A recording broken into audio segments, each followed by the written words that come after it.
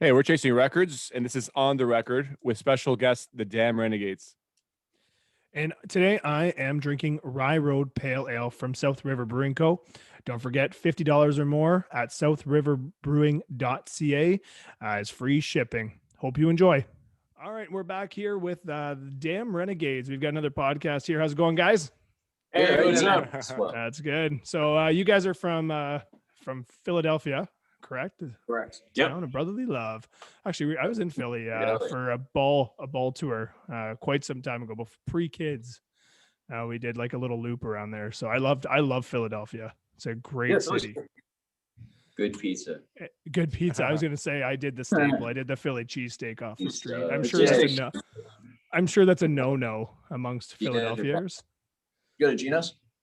No, I didn't actually. No. Then you gotta come back.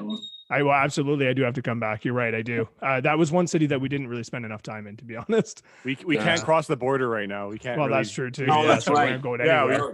Damn. We actually can't leave our houses, so it's like, well, yeah. We'll get there. Yeah, for real. We're in like we actually just left. We're left. We left like the strict lockdown. Now we're into the red, where I think we have 5 people inside our house if we'd like. Wow. I'm not sure what honestly, I don't know the rule, if they have to be masked or if they have to be far away from us. I don't know.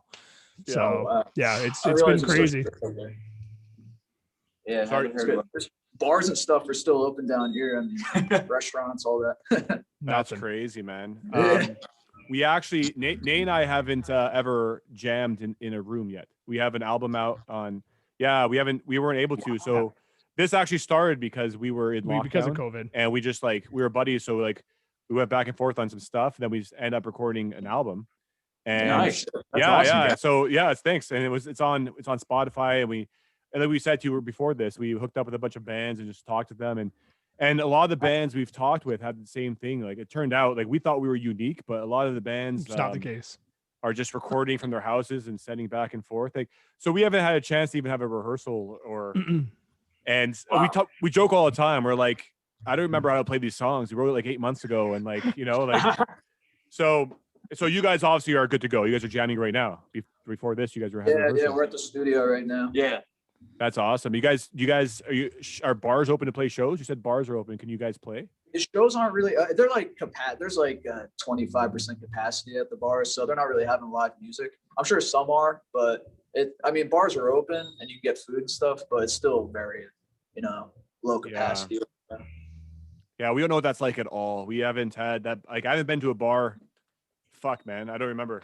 Before I grew my beard, that's how long it's been. The last time I was in a restaurant was March. I think it was March 13th of 2020. It was the last time I set foot in a restaurant. Yeah. That's about to be a whole year, man. Yeah, it's gonna be a whole year because there's just no way I'm gonna step in a restaurant. It's just not gonna happen. But let's get to your music, guys, because the one thing I noticed, you guys have a new EP, which is Caravan. Is that correct? Is that the title of the EP? Yeah, that's tough. What I noticed though is you have 2 EPs out and both 3 songs. Is that planned? Yeah, sort of. We've been kind of on a budget, so EPs cost less money, and we're trying to just kind of build up a little collection of songs before we actually drop a full album. That's the way to go. That's the way to go. Yeah, well, we'd be even down to just do a bunch of EPs. It might happen, but there's like a power of 3. You can do so much. There's kind of instead of 2 extremes, we do 3 kind of totally different ideas and songs, and it kind of rounds out the dynamic, I think. So 3 is a magic number. Plus, we figure people have short attention spans anyway. So. Exactly. We talked about that with a lot of the people on here. The full length album is a thing I think we think of the past because the attention span of a person, man. We're going to actually release our album as a 14-track album, and at the last minute we changed that, and we're so happy we did because the minute it got dropped, it was hot for a day and a half, and then you see the fade. So you guys are doing the right thing. Doing an EP at a time is great. You guys you release a single for the EP or just the 3-track EP at once? Yeah, we just released the whole thing at once. Right on. Are you guys on Twitter right now? What's that? Are you guys on Twitter? No. I actually did make a Twitter for us. It's at Damn Renegades. Okay. Awesome. All right. Well, I'll go hit that follow because I did look. But that's a good call. And it's honestly the indie community on Twitter is phenomenal. I mean, that's a lot of the guests that we've had on here have either been from there or from Instagram in terms of like connecting with. And but yeah, definitely look for that. And it's quite the family out there in the Twitter. That's awesome. Thank you. And I think you mentioned a good thing. That short attention span. I mean, we split ours out kind of the same way in terms of we did a 5-song EP, and then we'll have kind of 4 left over. But I hope that full albums eventually come back, but I just don't see it. Like even, it's tough. I mean, the last full album that I listened to was a live concert that I just listened to a couple weeks, or I guess it was last weekend. But even for myself, it's Daily Mix 1 on Spotify or something along those lines. Yeah, right? exactly. People add songs to their playlist and just throw it on shuffle. It's Yeah. there still are a lot of people that I think do listen to full length albums, but I think Spotify has kind of changed the game. Yeah, they definitely have. And I mean, there's that argument, is it for the good or for the bad? Right? Yeah. It certainly gives your music access to a lot of people, right? And all over the world. I mean, have you guys looked ever at your stats on where it's being played? Your music? Yeah. All over. It's bonkers, right? To think it's going all over the world, right? Yeah. But at the same time, then I feel like you don't necessarily have a local. Now, have you guys been able to play gigs, especially with your previous EP? 2. Yeah, we just played 2. 2 outside gigs. 2 outside gigs, yeah. Yeah. And how, like, were you able to get a following from that? Somewhat. Yeah. We have our home base and we have Yeah. like our posse, I guess you can call them. Supporters. A lot of friends and family. Yeah. Yeah. That's the one thing I think that we found was to try and break that barrier, right? The friends and family that feel like they have to care, right? Right. Just like the genuine people that want to be there and listen to the music. Right. Yeah. So it'd be interesting to see, once even for us, like once we get out and gig in some capacity, whenever that may be, what it'll be like. What are your big musical influences for the 3 of you? Because I heard some stuff in your music, but what are your influences? Where does it come from? What do you guys listen to? I would say our 3 main influences would probably we take a lot of influence from Black Sabbath. I'd say there's a little bit of Tool in there, and then just grunge. Okay, we call ourselves progressive grunge because we try and like kind of take complex riffs and chord structures, but also have that dark, gritty grunge sound. It's funny you say that because Andrew and I were just talking about that, eh? We were just saying very much a grunge, like a modern grunge feel. I'm a huge Nirvana fan, Soundgarden, Pearl Jam. And actually that's something that I even kind of wrote down off to the side. I was like, there's certainly that grunge element. So if any of you, I mean, our sound is very 90s. So what kind of music what are you guys, an indie rock band? Or? Yeah, we're like it's kind of like 90s alt rock. It's kind of mellow. It's not, some songs are less mellow, but like we're kind of like I can't compare us to another band currently though. I don't know what we'd be like, but we have just like influences of the 90s and it's kind of adapted to the current sound, current rock, but nice. Not that there's a lot of current rock currently. Which is a shame. But yeah, so it's kind of like an updated version of the 90s is what we do. Someone said we sound like Matchbox 20. I don't know. I felt I've heard Matt. I've heard a bit of Matt Good. Like I don't know if you guys are familiar with Matt Good. Yeah. But yeah, so we're very our songs are very hooky. Like we have just like a very catchy. We try to at least catchy hook, and so that's us. But it's been working so far. We think. I don't know. It's tough. You guys mentioned your friends and family, are your main supporters and stuff, and that's kind of our struggle right now is because we couldn't play a live show or haven't played a live show.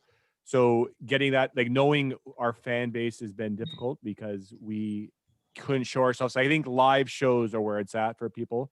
Being definitely. Like, here's my song, and no one gives a shit because they're like, whatever, who cares? But if they see you live, they connect with you. So for us, we're kind of envious of the guys who can play. You guys, for sure. Are you guys on TikTok? Yes. Do we use it? No. Are you guys on it? We just made one. We haven't really posted any videos yet. But I've noticed recently a lot of bands are getting a lot of notoriety through TikTok, and just like their Spotify streams are just shooting up because they'll get like, 60, 70,000 TikTok followers, and it creates a fan base. Yeah, I feel like you almost have to do something really ridiculous on TikTok to go viral, like to get like that first hit, and then I think you can go with your music. So you almost have to do something that's non-music related, or something, funny that happens. Stupid, Like something stupid, hooked, or that you guys are doing something like right now in rehearsals, and then something funny happens. You got it on video, and then boom, it goes off, and then it kind of attaches to your music, right? Or the other way, you've got a bit of a following, and then can use that to propel yourself. But yeah, we have one too. But yeah, we've posted stuff, but I mean, it's pretty weak. If we're gonna be honest. Yeah. I'll go ahead. Sorry, go ahead.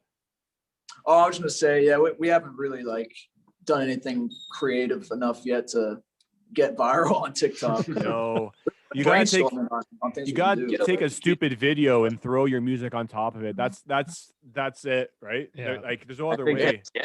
Yeah. Right. Look at Fleetwood Mac came all the way back, right, and hit the charts. Yeah, exactly. It's number one again. Yeah, They just my number one song, right? One thing I noticed with your music, you guys have some really high flying riffs, even on the opening of a lot of your songs. Where do you guys start off with the riffs? Is that how you start writing your music? Depends.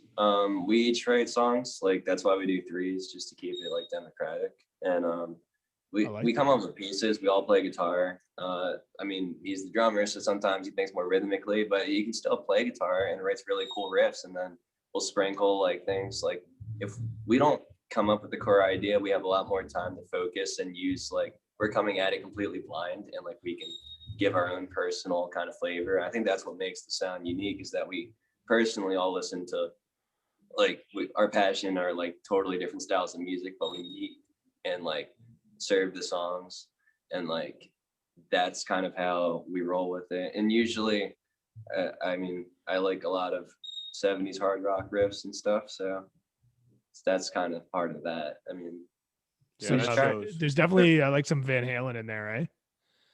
I'm not the biggest Van Halen fan. Oh, I missed that one. Sacrilegious, and it's not like I didn't listen to Van Halen, but like I get he's important, and I know he just died, so I'm not going to slander him. But we got in trouble just recently. Not in trouble, but we got a comment about our last podcast about Natalie and Bruglia. So maybe we should apologize ahead of time for any Van Halen supporters. This is not a slight in any way. But anyways, go ahead. Like I was in a cover band in high school, and we played all of Van Halen 1 and some Women and Children first. Like I love Van Halen, but like to the point where there's like so many people that like love Van Halen. Yeah. Like, yeah. It's like a cult. They've amassed the cult following that you cannot dislike them. Same thing with Neil Peart. Love Rush. Love Neil Peart. But like, that's kind of like the dad rock version of being like, yo, you can play the guitar like Eddie Van Halen. You can do anything. If you can play the drums like Neil Peart, dude, there's no stopping you. Like, there's so many claims. Just that's a lie. Yeah, and we actually all met. We were in a band before this. I won't go into too much detail, but we were in a band before this, and we did a lot of. It was very 80s styled. We did a lot of like 80s covers. So when we formed this new band, we were like, yeah, let's try and stay away from the whole 80s shtick, you know? Yeah, right on. And when you guys have played the two gigs that you're talking about, did you guys do any covers when you're there? Or did you just do all original? Like, do you do all originals or kind of mix? Yeah, I would say majority covers, but and then we have like our collection of rating. originals, you know? Yeah, and that was really where our Natalie and Bruglia thing came up, was saying that, you know, you do a cover, you don't want to get known for your cover necessarily, right? That you get labeled as, hey, you know, we're the band that made this amazing cover, but nobody cares about our original tracks. Right. So we play our cover, play our songs. Yeah, we kind of like try and take the cover itself and kind of put our own kind of spin on it. Like an example, we play Stepping Stone by the Monkees. And usually, like, if you hear that original track, it's kind of like a softer kind of almost like love tune, 60s pop, like 60s pop love tune. But we kind of add, like, with ours, we just crank up the distortion and add like a punk feel to it, speed it up. Cool. That's dope. Yeah, that's a really good idea. That's I love covers that people throw their little, you know, their individual style onto, as opposed to a clear cut cover. Yeah, like straight down the middle. Like we try and that's another thing. Like we try and take from our own influences too, to see what we can do to spice up the cover itself a little bit. Yeah, that's great, man. But so it was my fault we got shit on for the cover thing last time. But and all I was trying to say is I was in a band and we were like an alt rock band, and we got invited to a hip hop show, and we were like, what the fuck are we gonna do? Because we like it's not our scene. So but we were like, yeah, we'll play it. So what we did was that was right when Umbrella came out with Jay-Z and Rihanna. So we said, fuck it, let's just cover that song. So we cover that song, and we had our fans come out and stuff. But after that, all we heard is, guys, you're gonna play Umbrella at every fucking show. And it was like, that was just for one thing. But it just showed that like they didn't like our music. They just like, oh, I know that song. I can sing to that song, right? So that was my thing on covers. It's kind of it's slippery slope, because you play covers and everyone's like, dope, I love these songs, and they sing to it live. But then you try and throw in one of your songs, and the crowd just goes quiet because, you know, they don't know the words and they don't know what it is. So that's all I was trying.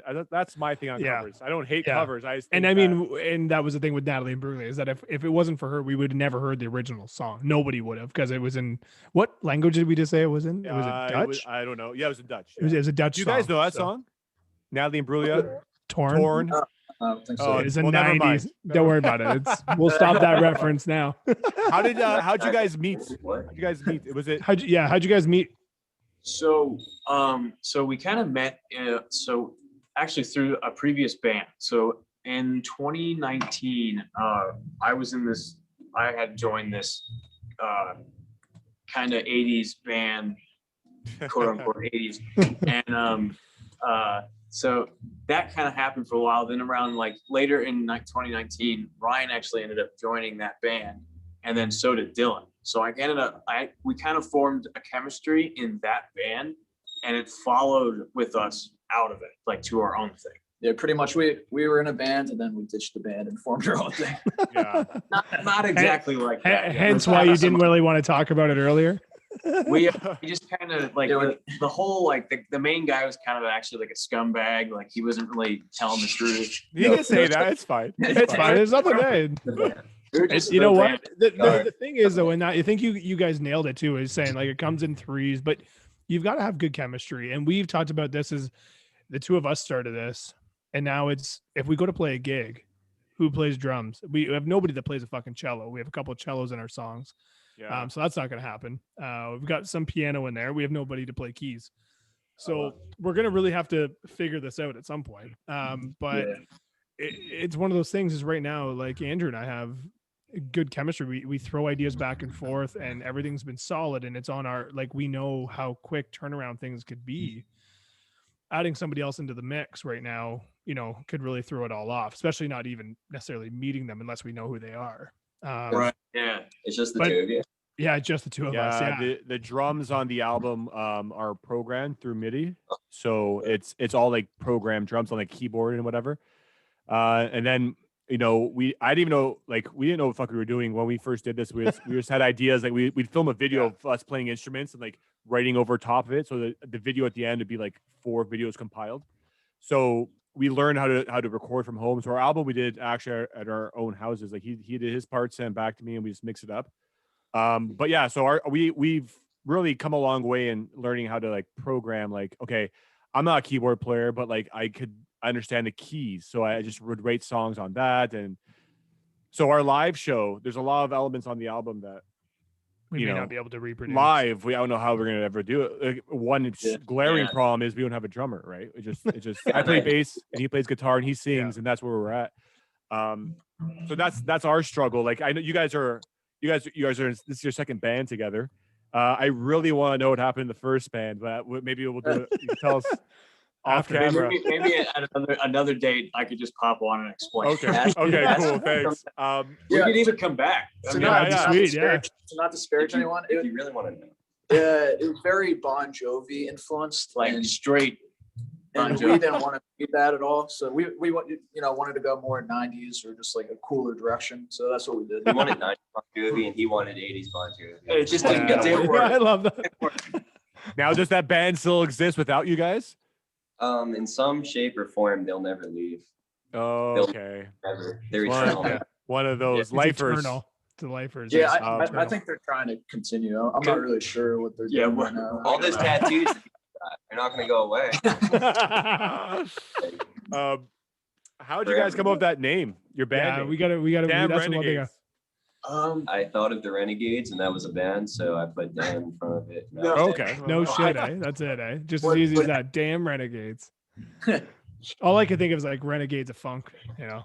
Yeah, Oh, yeah, that sure. too. Yeah, we just some like, I don't know, it was some bizarre, like we were just kind of like fumbling around with like different names, and then like I just like thought of how like everybody at the Boston Tea Party just dumped the British tea in the harbor, and they kind of renegaded against the British rule, and that's what just kind of popped into my head. But then the whole, I don't know where the damn part came, but it's a kind of cool tagline, like those It damn. is, yeah. Yeah, No, I thought that we were coming from the other band. That's what Renegades are. Yeah, exactly. That's That's right. why That's a I good thought call. after Makes talking sense. to you guys, I thought that's what it's from, but I didn't want to Yeah. keep talking It's about only- the previous band. It's only been a year, and we can't even fucking remember what it was. So it wasn't another year. And It's been a long year. It's been a long year. no All we shit. know Eh? is we're here, and we are. Well, I was going to finish that sentence, but I don't want to. Okay, that's fine. I was listening to your song Tank, and the ending at the end, the effect at the end it threw me off at first. I was like, what the fuck's happening? Like I thought, and then I was like, wow, it's actually really cool. Who came up with that? It's backwards, but it's not backwards. I don't know. Our producer, Zach Brown, I believe, not affiliated with Zach Brown. Sorry, I don't know. yeah. Not of any relation. But he was a friend that we got hooked up with from the guy who owns the studio, and he was kind of open for a bunch of ideas. Like, as you can probably tell, we did a little bit more time and experimentation on polishing this record as opposed to the first one, and just coming into like this record with the thought that we can spend more time on it, we were thinking about adding more things. And I thought Tank, because the way you're supposed to listen to it is as like a EP from start to finish. Right. So like, it was just a way to transition from Tank into Caravan. In a way, I thought maybe like a fade out kind of thing would be cool. That's all I said, fade out. And Zach was like, all right, man, tinkering, doing things on his MIDI keyboard. Yeah. And then he gave us like 5 different copies or versions of it, and they're all a little different. And I was like, whatever, it's all good. Yeah, no, it's a really neat ending to a song though. We've got one that's got a oh fuck, what song? I'm blanking on the song that has the back and forth vocals, man, that you did. Let me be. Let Me Be. Yeah. There you go. Is it out? It's on an EP. It is. It's on the next one. It's on the next one. We're Yes. losing it. We've got one something similar to that effect. And when Andrew, like, I had no idea what he was doing. He's like, "Hey, you got to listen to the end of this song." I'm like, "Oh, okay." And wasn't expecting it all, but well, you could talk about what you did there. But yeah, it was incredible. I was like, "Oh, that's so cool. I would have never thought of that." But yeah, it's really neat when you can, get some effects. But it's a really good idea though when you're transitioning songs, in a different way, right? A fade out would be simple, but that's certainly and it does go really well into Caravan right afterwards. You're right. Yeah, I don't know. It's just kind of just like meant to be, I guess. Like some things just happen. You just gotta let it roll. So that was one of those instances. And Well what do you guys? put. Well put. Yeah, I it like is that. well put. What are you guys working on right now? What are you in the studio for right now? We're just practicing. We're kind of getting our chops up for when the summer opens up and start playing shows. Yeah. What is that your plans for the year? Like you have like a bunch of shows ready to go, or are you just getting It's ready? signed, sell millions. Yeah. Lavish lifestyle. No shows yet lined up or anything, but I know like some outdoor show, like some bars will be doing like outdoor shows in the summer once it's warmer, down here. And we've been talking to some people, some booking agents about getting at least some cover gigs. Yeah. know, I mean, I think the smartest thing to do right now is set yourself up for some outdoor gigs. I think that's the smartest plan I think any band can make right now, because who the fuck knows what happens next. But as long as you're outdoor, you have a better chance of getting it done. Do they have Canada right now or in the summer? We have fucking nothing, man. Our city has Virtual a lot of concerts right now. we have a lot of outdoor opportunities before this all happened. Okay. And everything last summer got canceled. We had nothing We couldn't watch any bands. Nothing was happening. Wow. But going forward, I think there'll be more pressure to allow, well, pending the next 15 fucking COVID waves, but there's more pressure to allow outdoor shit to go on. So I think that if anyone has a plan for 2021, I think outdoor gigs, I think spring, summer is gonna be a big chance to promote your shit. I think people, despite what's going on in the world, will still want to come out and see because they've been locked in their fucking houses for the last year. Oh yeah, absolutely. So my only advice to you guys would be, talk to some people and get some outdoor shit going, and the fans will show up because they have nothing else to do. Yeah. Right. So I'm just curious. So in Canada, are people as defiant about wearing masks and leaving their house as they are in America? Or no, not at all. We see those videos, man. We see all those Walmart Karen videos where, Jesus Christ, it's so fun. What a weird hill to die on. I can't fucking believe it. It's like something about a mask, and I don't know if it's because we grew up watching superheroes where all the villains wore masks, and I just don't understand the urgency to be like, this is what I'm not fucking doing. Of all of things in the world, you cover up your fucking ugly face and just go buy your fucking alcohol. We all are gonna do it, right? I don't know. It's to me, it's super strange. But is that a huge problem in Philly? I know it's a huge problem, like in America generally, but In Florida. it's more of a problem in middle America. In the cities where we're from, it's a little more liberal, so people are kind of cooler with doing that. I think that's more of a problem in like small towns, kind of out in the middle of nowhere. Yeah. I know Florida's been, well, actually we had a band on for Florida, the Peeps, and they were like, it never stopped, right? Yeah. Oh shit, we lost them. Oh, there we go. Hey. They were saying that, like, gigs never stop for them essentially. There's a little blip in the radar, but otherwise they're playing, they're playing in breweries. And then we were like, what is the protocols like? And they're like, yeah, people are drinking beer, so masks are required, but once you get in there drinking, obviously you're not wearing a mask. So it's pretty interesting. But up here it's pretty, people are pretty good about it, but the restrictions are really tight, like where we are in Ontario. I think right now you can have 10 people in a restaurant, I think total, including the staff, including the staff. So essentially you're not opening a restaurant. For two people. Right? It's only two. Exactly. Right. So, to think of a gig inside right now is just not going to happen for us. Well, the government's kind of assisting you guys financially, right? Not us. Not us. We both have full-time jobs, so we're not able to working. Get it. We're still working. But you're right though. There is, if you're an artist and that is your sole income, there was actually quite a bit of relief, which was nice. And if you weren't working too, the government did step up and did provide payments. But the one good thing, and I don't know what this has been happening with you guys, but at least in Canada, they've been doing a lot of virtual concerts. And there's been quite a few that have actually been paid. Like, and I've watched a couple, and it's something to get used to, right? You're not there, but at the same time, I'm not going to lie, in the middle of summer, watching it on, a projector screen, 100-inch with a couple beers in your hand, you don't have to drive anywhere afterwards. You miss the crowd necessarily, but I'm getting older. I don't need to be pushed around or with 1,000 other people. I don't need that feeling anymore necessarily. I'd rather be on the other end of it and on the stage watching that go down. But yeah, I really enjoyed actually the kind of summertime concerts, virtual. And I just, like I said, there's a guy that I have mentioned to 1,000 times on here, but Matt Mays, he just did one last weekend, but it was pre-recorded 3 years ago. And just so happened that he had in his back pocket this essentially concert, and it was a 24-song concert. It was unbelievable. But it was, what's that? Would you say did the concert? Matt Mays. Oh, okay.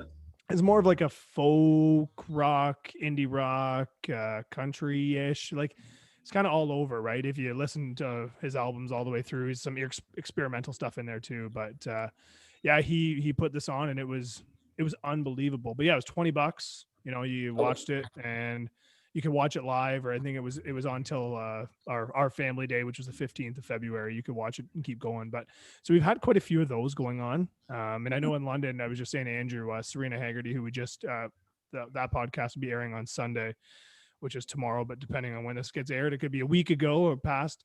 We're having a thing in London. It's called Revive Live. So they're doing live shows again, but there's nobody in there in the buildings as of yet, but they're playing them at the venues. So that's interesting, but it's Nice. it's all streamed. So Yeah, I feel like that kind of music too, like the whole indie rock folk kind of style is definitely better geared towards those virtual concerts. yeah. Now, compared to like, I don't know if a metal band would go over too well, you know? No, I think you got to do like an acoustic. You got to strip it down and go unplugged. Yeah, right. definitely. If you're gonna do it, like for you guys, like that, you guys seem like you'd be a very high energy show, right? Yeah. And I don't know how that would translate on screen. You know, sitting on your couch. You could find out if you watch our new music video. That's true. That is very true. And on YouTube, check it out. Damn Renegades. that's a good plug. That's perfect. Great segue. That's a great there. plug. That's a great plug. Yeah. I actually watched that, and that was great. Who shot? Like, how'd you guys set that up? Who shot that? Because that was like, it was well done. So Yeah. we know yeah. So a mutual friend, the guy that actually helped us get those two shows, he knows a guy that is an excellent like videographer. And this is they kind of like joined up to do this thing. We were kind of the guinea pig project, like the first people to do it. So what we did was we got to actually rent out a rock club in Reading, Pennsylvania called Reverb. And we showed up, we set up, and they had like a really nice big stage with a giant like wall, like LED wall behind us so we could put our logo up. And yeah, with a couple takes, like we were in and we were out, and then the rest was just post-processed. That's awesome. That's so cool. That's awesome. awesome. Yeah. We kind of created the illusion that we were playing in front of a big audience, but in reality, we had like 3 people like kind of going like this, and then the camera behind them. So it wasn't actually a real live show. You, No, it's like great. you It's said, though, great. it's amazing, right? What you can do after like post-production, Yeah. right? To make that. Yeah, go. you can make it look like a real show. We just spoiled the magic. Now No you gotta kidding, eh? like, Yeah, really everyone's keep like, man, I thought these guys were like I don't want selling people, out. I don't want people to think we're We're a freaking big COVID. rock band. Oh, yeah. COVID, Yeah, exactly. You guys are the ones that are not playing by the rules, eh? Did you guys? It's not Florida. It's you know what? It's funny. You guys asked about us being about how they feel about the mask, but the I think the difference between us and America is like Canada's like throughout the whole country is kind of like the same rule, whereas state by state you guys are different, right? And that's what's different, because like you guys be doing a fucking bang up job, but then Florida's in the news, right? And that's all we read about is everything's about Florida, right? So it's kind of hard to.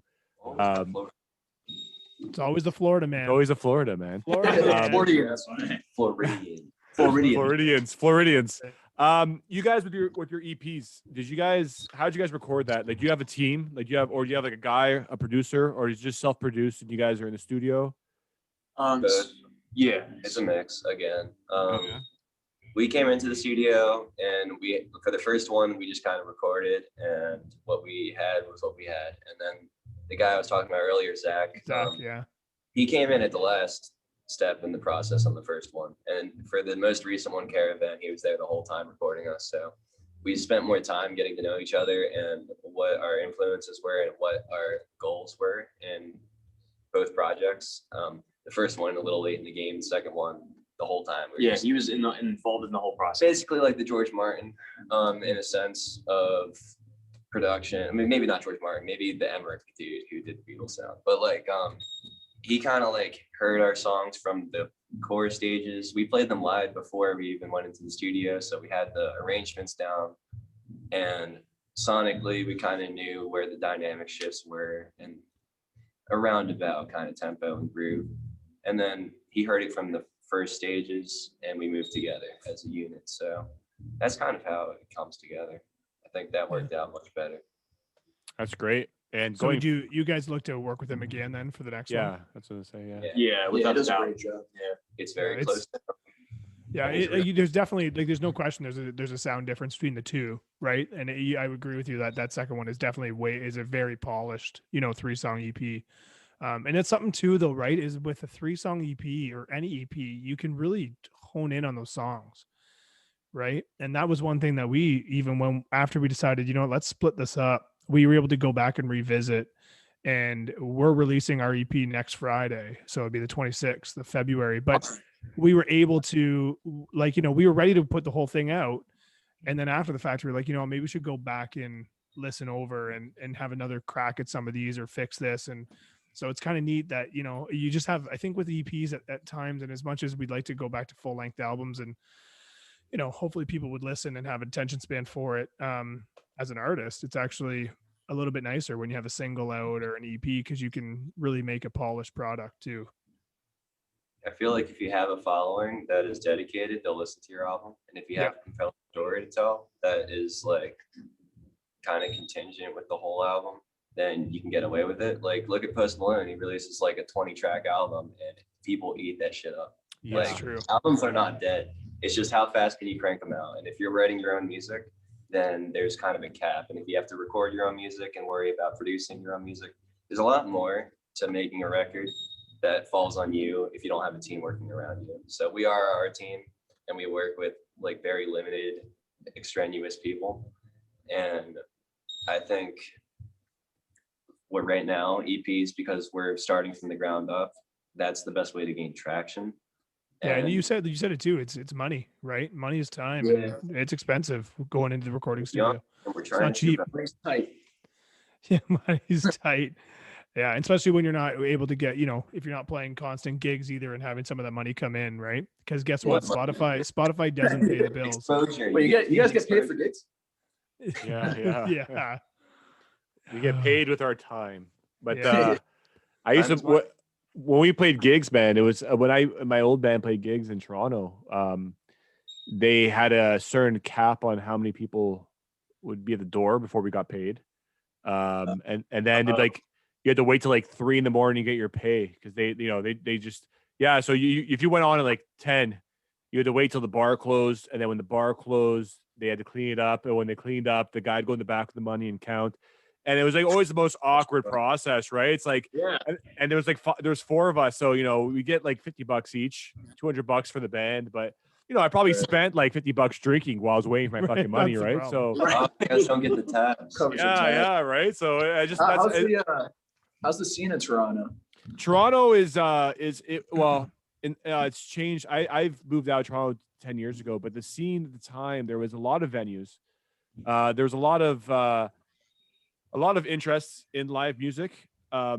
People I knew were all about it. Like they saw it as just an opportunity to go drink, and like, everyone wants to go out to bars, and this gave them a reason to go out. Right. So it wasn't just like a problem at that point. It wasn't hard to get people out.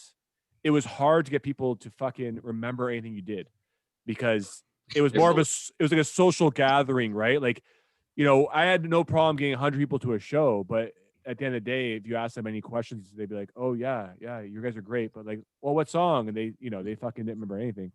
So I think now. I think the problem is, I think the venues are kind of gone, and I think that where music is, where popular music is not with any instruments, right? And I think it's hard. I imagine it'd be harder to get people out, because top 40 music is just it's all programmed, it's all synth, it's nothing's like. There's no rock band right now in the top 40, right? So I think now it'd be harder. Plus with the venues just dropping off, and COVID didn't help. We lost tons of venues. Yeah, there's tons of venues gone. So I imagine it'd be a lot harder to get people. And I thought when we started this project, I thought, because we're in London, Ontario, which is just 2 hours west of Toronto. London, Ontario, yeah. Not London, England. We were confused. We got a gentleman who's put our songs on in the UK was like shocked there was another London. So. Yeah, he thought we were lying. So we thought he actually Wikipedia'd us, which is not a great choice, although it's better now than it used to be. But he learned about London real fast. Yeah, you guys must be official. Got the Wikipedia. Yeah, No, we no, don't no, know, we're just not my on Wikipedia. Ontario It's did. our city, not us. Yeah, No. yeah, not us, not us. Yeah, but if We anyone wants actually- to start one for us, go ahead. Yeah, no, it's actually hard, eh? It's really difficult to get a Wikipedia page. Yeah, I looked into it. And it was like it's harder to get, like, I could get like 3 cars before I got that. It was crazy. But yeah, so when we started the band, I thought, because in London there's not a lot of bands, like not a lot of bands doing the style we do. And I thought it'd be like a fucking surefire because it was like it's unique, and no one I know is in a band or plays music, and I thought this is gonna fucking be great. Turns out, nope, no one cares.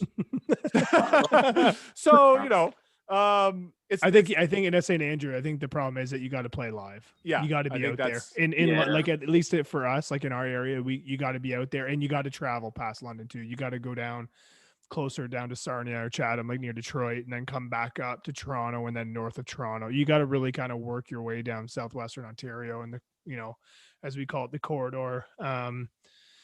Just to get noticed, right? To get heard. That's the only way. Doesn't Vancouver have a pretty good indie rock scene?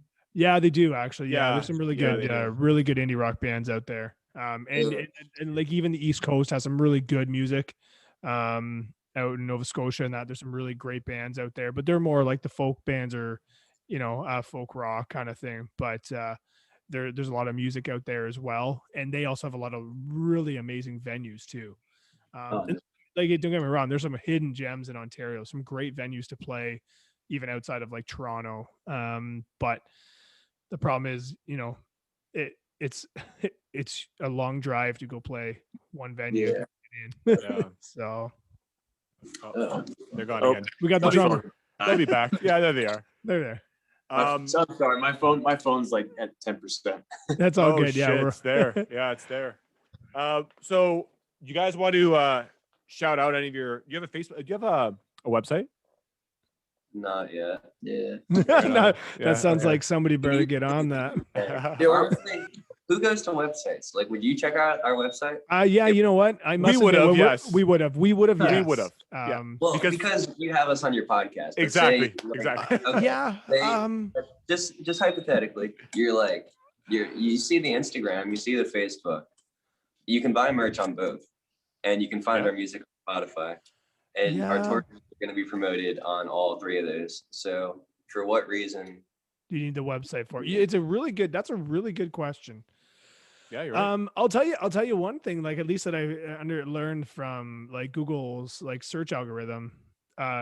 Websites do count for that though, for your name to pop up at the top. Yeah, That's So very you can true. attract if you can attract people there as well. Now, funny you say though, Facebook, that's the first thing that pops up when you go chasing records is usually our Facebook page, which is probably our least. Don't use it. We don't use it. Well, it's there. Like we post there, and I would say it's the least amount like checked by people. Like we have followers on. I think there's close to 200 followers on there, or 150. But I don't know how many people actually go from there. I'd say you're right. Like Instagram, Twitter for sure is by far the most interaction we have. Right. Yeah. Website. It's interesting. I didn't know bands really were no bands I know of are very active on Twitter. So that's interesting that Yeah, a lot of indie bands anyways. Yeah, big time. Okay. It's a really big community. And a lot of great like indie rock stations, a lot of indie stations that you guys would be it would be a really, really good fit that are playing, your style of music as well. We jump all over it, especially in the UK. We've talked about this before. The UK loves rock music. That's Our genre, right in your wheelhouse. They'd eat it up. There's a band out of Barrie, Ontario. They're about, I don't know, a couple hours usually. Well, it depends on traffic from Toronto. They're about 4 hours away from here. Anyways, they're getting a lot of love from the UK and the US, but the UK just eats it up. So nice. Yeah. Nice. Yeah, you guys should just get Definitely one check that dude, out. like, because Nate is for us is the guy that does Twitter, and because of Twitter, just Twitter alone, man, UK radio stations picked this up, and a bunch of radio stations, like independent radio stations or internet radio stations, picked this up, and they just go to your Twitter, and they just tell you like, hey, you're playing right now, and they just let you know, and through that you meet other bands like in their top 20 or in their anything that's from your area, from anywhere, that just dig your music, have your style of music, and they reach out to you, man. And literally, it's like it becomes like a little community of just independent artists who are just trying to do the same thing, regardless of genre, man. They're just so supportive, man. They'll take your shit and they'll tweet it out to their fans, and it's great. It's great for that. And can you like give us like a timeline of that? Like, do you just put it up on Twitter and people like, instead of being the salesman trying to sell everybody your music, like they come to you? That's sometimes, yeah. Sometimes, I mean, it's really just posting and, with the hashtags, right? Just saying, that you're in whatever genre you're in, and people are looking for it. And then, like I said, once you get on some of these internet radios too, people are listening to them and they're also following them. So then all of a sudden, you may get a couple listens from that too. That came from Twitter. Yeah, came from Twitter. Yeah. And like I said, Yeah.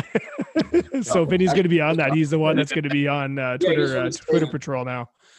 So I thought it was just hot takes and celebrity nudes. Yeah, no. Yeah. So you know what? So did I. Follow us on Instagram at Damn Renegades. Follow us on Facebook at Damn Renegades. Spotify. We're on Spotify. We're on Apple Music. We're also on Twitter. Yeah. Might be a little low right now, but bump them up. Yeah, but man. If you guys get active on Twitter, man, we could recommend some places. I'll send you a message. If you want some UK, Awesome. we know some UK radio stations that are just fucking phenomenal, and they're so great at Big City Radio. Big shout out to them. They've played I think 3 of our tunes already. And then put us on the program and actually like talk about you too, which is so nice, right? They don't know us. They don't owe us anything, right? So a big shout out to them and Vimal from that station. But I'll hook you guys up. So, all right, guys. Well, thank you so much for this. That was great. I'm glad we got to meet you, and great music. Yeah. Question: how did you like come across that video in the first place? I actually went on, so I do a lot of the Instagram searching and a lot of Instagram networking, and I came across your profile. It was Vincent's profile, I guess. Yeah. And then I clicked on in his bio, he has the link to your live YouTube video. So when I messaged him and said, hey, do you guys want to jump on this? And here we are. Yeah, it was just like that. But that kind of interaction, like when I messaged Vincent, is like Twitter common, man. Like that communication, like is like, it's more that we find bands more on Twitter than Instagram. I just fucking browsed Instagram and found you dudes, and it's cool, man. Like, and we love meeting people from like different countries and shit. Like, great talking to you guys and get to know your process, and get to know and like see what and like. I mean, we all love music, right? I'll listen to everything. Doesn't mean I love everything, but I'll listen to it, right, and enjoy it. And I'll tell you, like, one thing I've there's been bands that I wasn't 100% sold on, but then when you go see them live, that's where it's at, right? Yeah. Like I said, gigs are where it's at. Seeing bands live, you can really see who they are, right? So. All right, guys, we really appreciate this. We don't want your battery to die either while we have the pod going. Yeah. All right. All right, boys. Thanks so much. All right. See you guys. All right. Thank you.